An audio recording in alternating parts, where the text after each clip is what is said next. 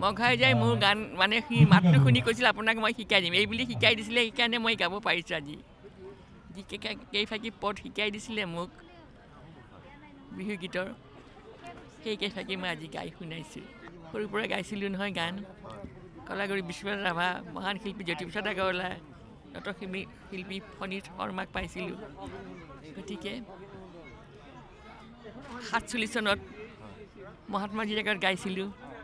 এই সকলোবিলাক ই কাৰণে মই আজি জীয়াই আছোঁ ভাল লাগিছে এই মঘায়ুজা আৰু মোহন ভাৱৰীয়া এইটো নামত পৰিয়ালবৰ্গৰ ফালৰ পৰা তেখেতসকলে যেনেকৈ